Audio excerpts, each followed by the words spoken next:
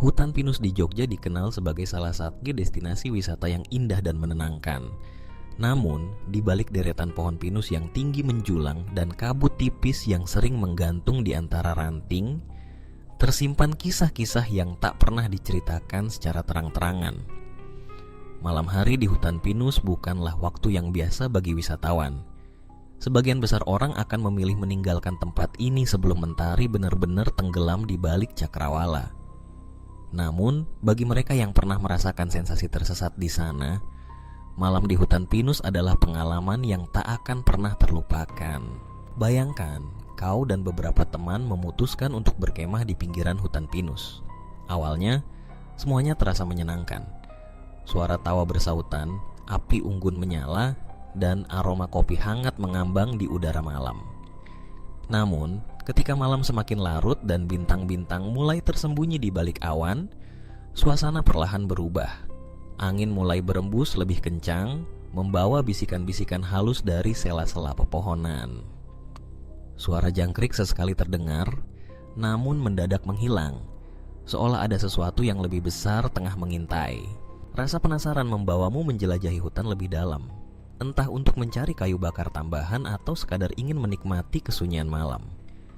Tapi, hanya dalam beberapa langkah saja dari perkemahan, suasana berubah drastis. Jalan setapak yang tadi jelas terlihat, kini mengabur. Lampu senter yang kau bawa mulai redup, dan kabut tipis perlahan turun, menutupi pandanganmu.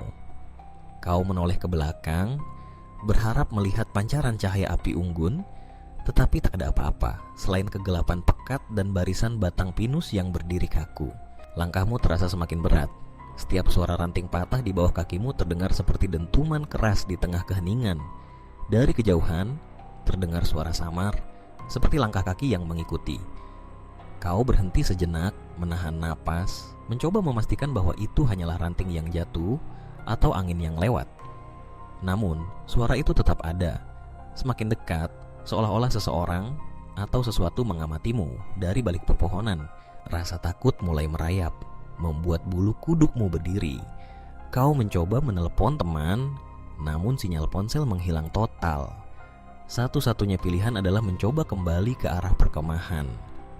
Namun, setiap kali kau mencoba menandai jalan pulang, semuanya tampak sama. Setiap pohon pinus terlihat serupa, dan tanah yang kau injak seakan terus membawamu berputar di tempat yang sama. Ketika kau mulai panik, terdengar suara-suara aneh di antara desir angin, bisikan lirih, tawa kecil yang tidak wajar, dan suara langkah kaki yang menyeret semakin jelas di belakangmu.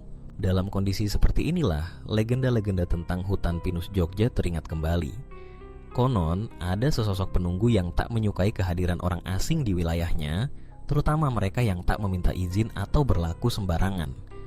Kadang, sosok itu menampakkan diri sebagai bayangan hitam tinggi di antara pohon-pohon, atau hanya menampakkan sepasang mata merah menyala di kegelapan. Ada pula cerita tentang suara perempuan menangis yang hanya bisa terdengar oleh mereka yang tersesat, dan bila kau mengikuti suara itu, kau akan semakin jauh dari jalan keluar. Kau berusaha menenangkan diri, mengingat nasihat orang-orang tua di desa sekitar.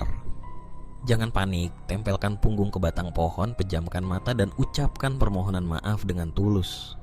Tapi di tengah suasana mencekam, kata-kata sulit terucap dan rasa takut semakin menguasai pikiran.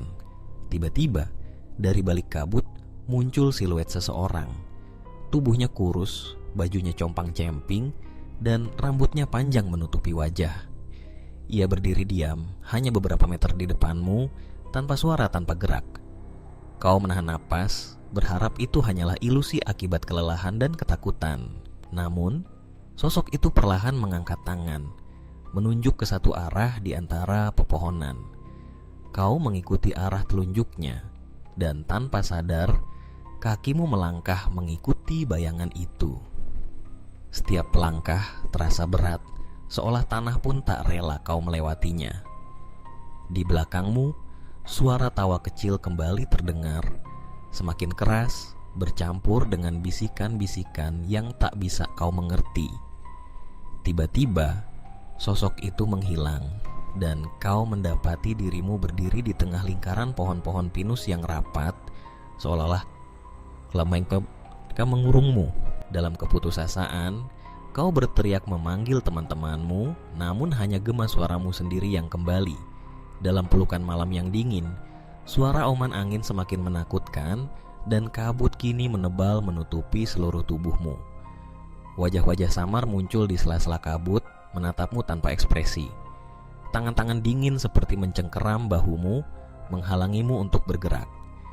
Jantungmu berdegup kencang, dan kau merasa seluruh tubuhmu membeku. Di tengah rasa takut yang membuncah, tiba-tiba terdengar suara langkah kaki berat dari kejauhan. Semakin lama semakin mendekat.